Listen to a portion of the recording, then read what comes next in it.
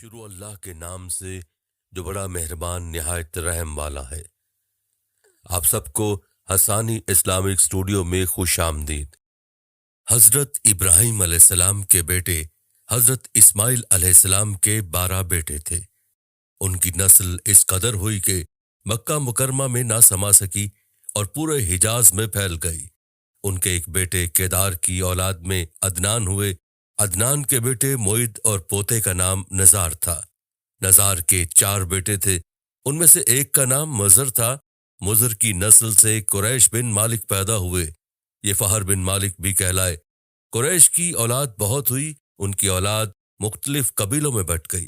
ان کی اولاد سے قسی نے اقتدار حاصل کیا۔ قسی کے آگے 3 بیٹے ہوئے، ان میں سے ایک عبد مناف تھے، جن کی اگلی نسل میں ہاشم پیدا ہوئے۔ ہاشم نے مدینہ کے ایک سردار کی لڑکی سے شادی کی، ان کے یہاں ایک لڑکا پیدا ہوا، اس کا نام شیبہ رکھا گیا۔ یہ پیدا ہی ہوا تھا کہ ہاشم کا انتقال ہو گیا۔ ان کے بھائی مطلب مکہ کے حاکم ہوئے۔ ہاشم کا بیٹا مدینہ منورہ میں پرورش پاتا رہا۔ جب مطلب کو معلوم ہو گیا کہ وہ جوان ہو گیا ہے تو بھتیجے کو لینے کے لیے خود مدینہ گئے۔ اسے لے کر مکہ مکرمہ پہنچے تو لوگوں نے خیال کیا کہ نوجوان ان کا غلام ہے۔ مطلب نے لوگوں کو بتایا یہ ہاشم کا بیٹا اور میرا بھتیجا ہے۔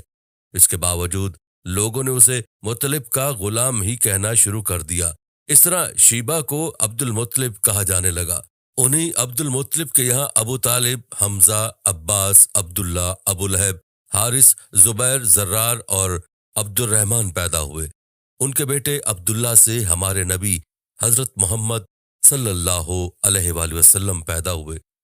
عبد المطلب کے تمام بیٹوں میں حضرت عبداللہ سب سے زیادہ خوبصورت اور سب سے زیادہ پاک دامن تھے۔ عبد المطلب کو خواب میں زمزم کا کنواں کھودنے کا حکم دیا گیا، یعنی حضرت اسماعیل علیہ السلام کے اس کنویں کو قبیلہ جرہم کے سردار مزاز نے پاٹ دیا تھا۔ قبیلہ جرہم کے لوگ اس زمانے میں مکہ کے سردار تھے، بیت اللہ کے نگراں تھے۔ انہوں نے بیت اللہ کی بے حرمتی شروع کر دی۔ ان کا سردار مزاز بن عمر تھا، وہ اچھا آدمی تھا۔ اس نے اپنے قبیلے کو سمجھایا کہ بیت اللہ کی بے حرمتی نہ کرو، مگر ان پر اثر نہ ہوا۔ جب مزاز نے دیکھا کہ ان پر کوئی اثر نہ ہوتا تو قوم کو اس کے حال پر چھوڑ کر وہاں سے جانے کا فیصلہ کیا۔ اس نے تمام مال و دولت، تلواریں اور زرہیں وغیرہ خانہ کعبہ سے نکال کر زمزم کے کنویں میں ڈال دیں اور مٹی سے اس کو پاٹ دیا۔ کنواں اس سے پہلے ہی خشک ہو چکا تھا، اب اس کا نام و نشان مٹ گیا۔ مدتوں یہ کنواں بند پڑا رہا۔ اس کے بعد بنو خزاعہ نے بنو جرہم کو وہاں سے مار بھگایا۔ بنو خزاعہ اور قسی کی سرداری کا زمانہ اسی حالت میں گزرا، کنواں بند رہا، یہاں تک کہ قسی کے بعد عبد المطلب کا زمانہ آ گیا۔ انہوں نے خواب دیکھا، خواب میں انہیں زمزم کے کنویں کی جگہ دکھائی گئی اور اس کے کھولنے کا حکم دیا گیا۔ حضرت علی رضی اللہ تعالیٰ عنہ سے روایت ہے کہ عبد المطلب نے بتایا، میں حجر اسود کے مقام پہ سو رہا تھا کہ میرے پاس ایک آنے والا آیا۔ اس نے مجھ سے کہا طیبہ کو کھودو۔ میں نے اس سے پوچھا طیبہ کیا ہے، مگر وہ کچھ بتائے بغیر چلا گیا۔ دوسری طرف رات پھر خواب میں وہی شخص آیا، کہنے لگا برا کو کھودو۔ میں نے پوچھا برا کیا ہے، وہ کچھ بتائے بغیر چلا گیا۔ تیسری رات میں اپنے بستر پہ سو رہا تھا کہ پھر وہ شخص خواب میں آیا، اس نے کہا مظنونہ کھودو۔ میں نے پوچھا مظنونہ کیا ہے، وہ بتائے بغیر چلا گیا۔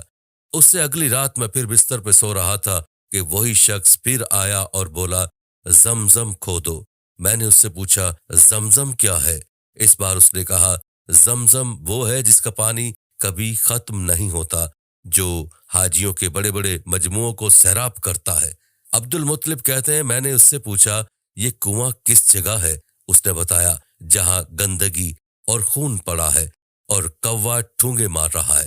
دوسرے دن عبد المطلب اپنے بیٹے حارث کے ساتھ وہاں گئے۔ اس وقت ان کے یہاں یہی ایک لڑکا تھا۔ انہوں نے دیکھا وہاں گندگی اور خون پڑا تھا اور ایک کوا ٹھونگے مار رہا تھا۔ اس جگہ کے دونوں طرف بت موجود تھے اور یہ گندگی اور خون دراصل ان بتوں پر قربان کیے جانے والے جانوروں کا تھا۔ پوری نشانی مل گئی تو عبد المطلب کدال لے آئے اور کھدائی کے لیے تیار ہو گئے، لیکن اس وقت قریش وہاں آ پہنچے۔ انہوں نے کہا اللہ کی قسم ہم تمہیں یہاں کھدائی نہیں کرنے دیں گے، تم ہمارے ان دونوں بتوں کے درمیان کنواں کھودنا چاہتے ہو جہاں ہم ان کے لیے قربانیاں کرتے ہیں۔ عبد المطلب نے ان کی بات سن کر اپنے بیٹے حارث سے کہا تم ان لوگوں کو میرے قریب نہ آنے دو، میں کھدائی کا کام کرتا رہوں گا، اس لیے کہ مجھے جس کام کا حکم دیا گیا ہے میں اس کو ضرور پورا کروں گا۔ قریش نے جب دیکھا کہ وہ باز آنے والے نہیں تو رک گئے، آخر انہوں نے کھدائی شروع کر دی۔ جلد ہی کنویں کے آثار نظر آنے لگے۔ یہ دیکھ کر انہوں نے اللہ اکبر کا نعرہ لگایا اور پکار اٹھے، یہ دیکھو یہ اسماعیل علیہ السلام کی تعمیر ہے۔ جب قریش نے دیکھا کہ انہوں نے کنواں تلاش کر لیا تو ان کے پاس آ گئے اور کہنے لگے عبد المطلب اللہ کی قسم یہ ہمارے باپ اسماعیل علیہ السلام کا کنواں ہے اور اس پر ہمارا بھی حق ہے، اس لیے ہم اس میں تمہارے شریک ہوں گے۔ یہ سن کر عبد المطلب نے کہا میں تمہیں اس میں شریک نہیں کر سکتا، یہ مجھ اکیلے کا کام ہے۔ اس پر قریش نے کہا تب پھر اس معاملے میں ہم تم سے جھگڑا کریں گے۔ عبد المطلب بولے کسی سے فیصلہ کروا لو۔ انہوں نے بنو سعد ابن حزیم کی کاہنہ سے فیصلہ کرانا منظور کیا۔ یہ کاہنہ ملک شام کے بالائی علاقے میں رہتی تھی۔ آخر عبد المطلب اور دوسرے قریش اس کی طرف روانہ ہوئے۔ عبد المطلب کے ساتھ عبد مناف کے لوگوں کی ایک جماعت تھی، جبکہ دیگر قبائل قریش کی بھی ایک ایک جماعت ساتھ تھی۔ اس زمانے میں ملک حجاز اور شام کے درمیان ایک بیابان میدان تھا، وہاں کہیں پانی نہیں تھا۔ اس میدان میں ان کا پانی ختم ہو گیا، سب لوگ پیاس سے بے حال ہو گئے، یہاں تک کہ انہیں اپنی موت کا یقین ہو گیا۔ انہوں نے قریش کے دوسرے لوگوں سے پانی مانگا لیکن انہوں نے پانی دینے سے انکار کر دیا۔ اب انہوں نے ادھر ادھر پانی تلاش کرنے کا ارادہ کیا۔ عبد المطلب اٹھ کر اپنی سواری کے پاس آئے، جو ہی ان کی سواری اٹھی اس کے پاؤں کے نیچے سے پانی کا چشمہ ابل پڑا۔ انہوں نے پانی کو دیکھ کر اللہ اکبر کا نعرہ لگایا، پھر عبد المطلب سواری سے اتر آئے، سب نے خوب سیر ہو کر پانی پیا اور اپنے مشکی سے بھر لیے۔ اب انہوں نے قریش کی دوسری جماعت سے کہا آؤ تم بھی سیر ہو کر پانی پی لو۔ اب وہ بھی آ گئے اور خوب پانی پیا۔ پانی پینے کے بعد وہ بولے اللہ کی قسم اے عبد المطلب یہ تو تمہارے حق میں فیصلہ ہو گیا، اب ہم زمزم کے بارے میں تم سے کبھی جھگڑا نہیں کریں گے۔ جس ذات نے تمہیں اس بیاباں میں سیراب کر دیا وہی ذات تمہیں زمزم سے بھی سیراب کرے گا، اس لیے یہیں سے واپس چلو۔ اس طرح قریش نے جان لیا کہ اللہ تعالیٰ عبد المطلب پر مہربان ہے، لہٰذا ان سے جھگڑنا بے سود ہے اور کاہنہ کے پاس جانے کا کوئی فائدہ نہیں۔ چنانچہ سب لوگ واپس لوٹے۔ واپس آ کر عبد المطلب نے پھر کنویں کی کھدائی شروع کی۔ ابھی تھوڑی سی کھدائی کی ہوگی کہ مال دولت تلواریں اور زریں نکل آئیں، اس میں سونا اور چاندی وغیرہ بھی تھی۔ یہ مال و دولت دیکھ کر قریش کے لوگوں کو لالچ نے آ گھیرا۔ انہوں نے عبد المطلب سے کہا عبد المطلب اس میں ہمارا بھی حصہ ہے۔ ان کی بات سن کر عبد المطلب نے کہا نہیں، اس میں تمہارا کوئی حصہ نہیں، تمہیں انصاف کا طریقہ اختیار کرنا چاہیے، آؤ 500 کے تیروں سے قرعہ ڈالیں۔